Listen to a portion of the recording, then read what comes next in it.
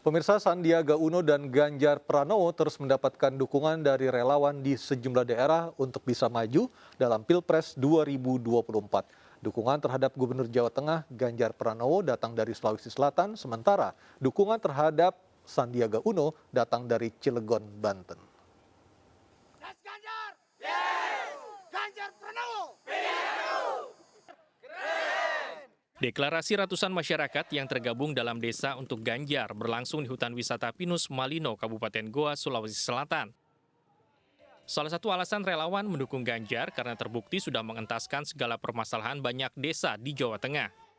Ketua Umum Des Ganjar, Wagiati, berkomitmen akan menggaungkan dukungan serupa hingga ke 15 provinsi di Indonesia pada tahap pertama. Sejumlah komunitas turut meramaikan deklarasi ini, diantaranya komunitas motor trail dan ojek pangkalan.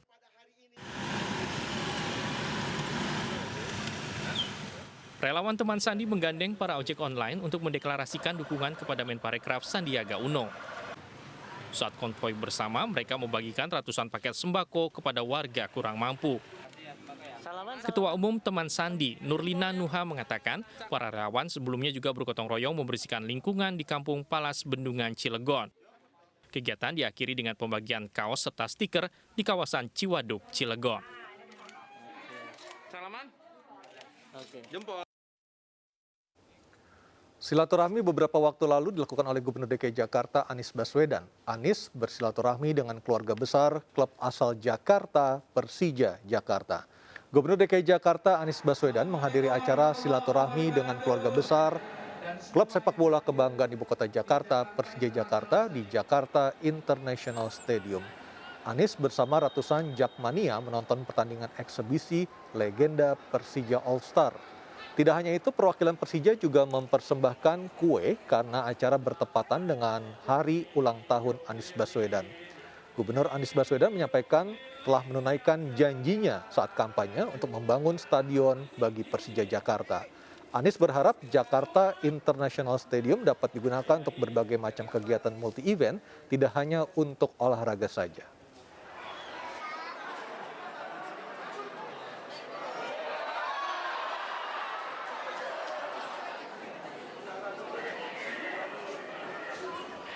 Dan tidak hanya bertemu antar tokoh politik, pertemuan juga dilakukan elit menyasar kalangan agamawan. Hampir semua nama capres potensial versi lembaga survei berkunjung ke pesantren dan bertemu dengan tokoh Nahdlatul Ulama.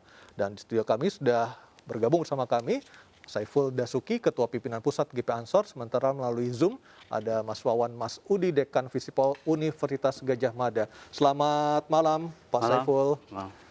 Mas Wawan, selamat malam. Halo, selamat malam Mas Ardi. Saya ke Mas Saiful dulu ya Mas Wawan ya.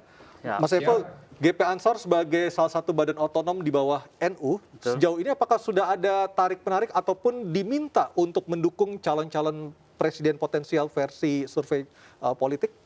Ya, tentunya kami menyadari bahwa kita sebagai organisasi tentu punya kelebihan yang dihitung oleh beberapa pihak untuk didekati ataupun dijadikan bagian dari perjuangan mereka. Tapi di GP Ansor tidak ada politik praktis yang kita jalankan. Semuanya hanya berkhidmat pada organisasi. Politik adalah menjadi bagian dari salah satu sarana perjuangan saja jika memang itu dibutuhkan. Untuk PKB sendiri posisi seperti apa di mata GP Ansor? Karena Pak Yahya Stakuf mengatakan jangan sampai NU itu dimanfaatkan oleh partai politik termasuk PKB. Nah, ini yang harus diingatkan juga kepada kita semua bahwa dalam berpolitik itu jangan dikedepankan politik personal. Apalagi ketika berinteraksi dengan para kiai, para ulama harus ada sebuah adab yang dikedepankan. Apalagi di Nahdlatul Ulama itu sangat menjadi ukuran adab dan perilaku itu. Jadi ketika ada arogansi terhadap Ketua Umum PBNU oleh salah satu Ketua Umum partai, ini menurut saya kurang elegan. Apalagi tadi disampaikan bahwa PKB dengan NU punya irisan yang kuat. Jadi ketika ini berujung pada sikap arogansi, justru akan merugikan partai itu sendiri. Baik, saya ke Mas Wawan. Mas Wawan, apa sebenarnya efek yang sudah bisa dilihat oleh publik ataupun Anda sebagai orang yang selama ini juga berkecimpung sebagai pengamat politik dari sisi akademisi, dengan kunjungan-kunjungan bakal calon presiden ini ke pondok pesantren ataupun bertemu dengan kiai-kiai karismatik, Mas Wawan? Mas Ardi, salah satu elemen penting dalam politik yang sering kita lupa itu adalah budaya politik atau political culture. Nah, dimensi political culture ini sesuatu yang dalam politik Indonesia masih memainkan peran sangat penting di luar aspek-aspek atau elemen-elemen politik modern yang lain. Nah, silaturahmi yang sedang berlangsung atau yang sudah berlangsung yang dilakukan oleh para tokoh-tokoh politik yang kita saksikan dalam beberapa hari belakangan dengan mengambil momentum halal bihalal atau lebaran, ini menunjukkan betapa pentingnya dimensi budaya di dalam politik Indonesia.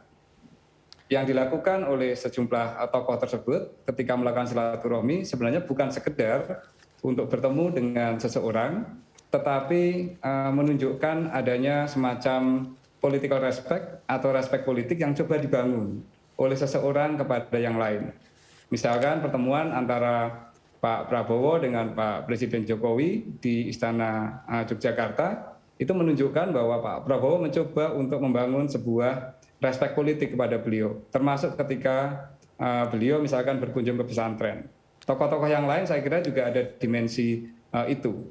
Nah, persoalannya atau poinnya adalah memang kebetulan momentum yang sedang kita hadapi atau yang sedang berlangsung ini terkait dengan menuju 2024, momentum lebaran menjadi satu aspek yang sangat penting untuk sekarang, meskipun nanti masih akan ada satu lebaran lagi. Baik, ketika... Tapi sekali lagi menegaskan pentingnya aspek political culture tadi, Mas Ardi. Baik, soal political culture tadi, kalau kita kaitkan dengan ucapan dari Pak Yahya Stakuf yang mengatakan jangan menggunakan NU untuk kepentingan partai politik manapun, termasuk PKB. Artinya apa yang dilakukan oleh bakal calon presiden ini tidak ada maknanya, seperti itu, Mas Wawan. Apakah bisa diartikan sesederhana itu, Mas Wawan? Tidak ya, saya kira antara narasi yang kadang muncul dengan apa yang berkembang dari sisi perilaku politik itu dua hal yang bisa jadi tidak sepenuhnya harus selalu sambung, Mas Ardi. Artinya hanya lip service belaka seperti itu, Mas Wawan? Tidak lip service, tetapi memang perlu ada selain aspek-aspek yang diucapkan, tindakan-tindakan politik tertentu itu akan dinilai orang. Yang diingat oleh orang itu bukan hanya ucapan, tetapi juga momentum-momentum politik yang kemudian kalau era sekarang muncul dalam bentuk foto, kemudian sosial media, dan lain sebagainya. Ini yang nanti saya kira menjelang 2024 akan menjadi kapital politik yang sangat penting. Foto pertemuan itu menjadi sangat penting. Capture media terkait dengan pertemuan-pertemuan politik akan menjadi sesuatu yang sangat berguna, yang kemudian bisa menjadi political capital ke depan menjelang 2024, Mas Adi. Baik, saya ke Pak Saiful lagi. Pak Saiful, orang-orang NU adalah orang-orang yang cerdas. Apakah misalnya ketika ada seorang tokoh politik sowan ke pesantren ataupun bertemu dengan kiai-kiai karismatik dari NU, apakah lantas para Nahdien, kaum Nahdien ini lantas percaya, bahwa orang ini memang punya kedekatan tertentu dengan tokoh-tokoh tersebut? Apakah sesederhana itu pemikiran dari para Nahdien? Ya, tadi saya juga setuju dengan yang disampaikan oleh Mas Wawan bahwa di Indonesia itu para pemuka agama itu posisinya sangat penting. Mereka sebagai pengarah dan pembimbing umat tentunya wajar jika berbagai kalangan tokoh politik, partai politik itu ingin bersilaturahim dengan para pemuka agama tersebut. Yang kedua, kaitannya dengan kepentingan politik, tentunya silaturahim ini penting. Boleh dikatakan bahwa silaturahim politik ini dapat dimaknai sebagai bentuk paling tradisional dari komunikasi politik yang ada di Indonesia. Gitu. Apakah biasanya setelah kiai ataupun ulama karismatik ini bertemu dengan bakal calon presiden, apakah akan ada atau akan diikuti oleh instruksi tertentu kepada para santri untuk memilih orang tersebut misalnya? Belum tentu, dan saya sih merasa tidak ada seperti itu. Tapi orang akan melihat ketika seorang tokoh politik datang ke tokoh kiai atau ulama, tentu akan dibaca sebagai penerimaan terhadap tokoh atau kandidat tersebut. Dan masyarakat akan melihat bahwa penerimaan itu bagian dari sebuah restu mungkin yang ingin ditangkap oleh para masyarakat. Meskipun pada akhirnya semua bakal calon juga diterima dengan tangan terbuka ketika berkunjung ya? Betul, karena itu bagian dari sebuah ajaran agama untuk bersilaturahim dengan siapapun, paling tidak ada 2 ganjaran di dunia, dia bersilaturahim menjaga persatuan dan rasa menyambungkan diri. Yang kedua juga ada ganjaran pahala tentunya dengan ibadah silaturahim tersebut.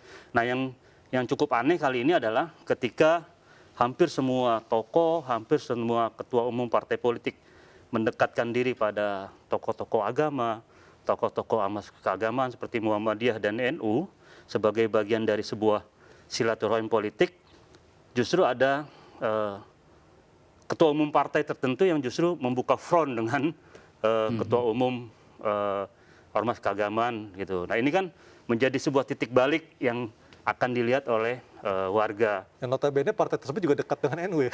Iya, bagian dari NU dan yang punya sejarah tidak lepas dari NU. Dan hari ini arogansi itu begitu terlihat dan pasti ini akan ada dampak yang akan dimiliki oleh partai Dan itu tersebut. dibaca sebagai sebuah poin negatif bagi Nahdien, seperti itu?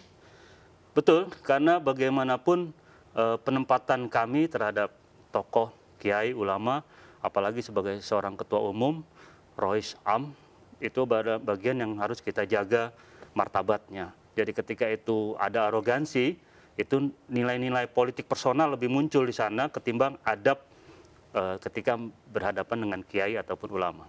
Baik, kita akan lanjutkan lagi nanti seperti apa sebenarnya peluang dari bakal calon presiden yang melakukan kunjungan-kunjungan ke tokoh-tokoh agama dan juga yang mempunyai pengaruh politik di akar rumput, seperti apa peluang mereka di Pilpres 2024 mendatang. Kami akan segera kembali dengan pembahasannya sesaat lagi.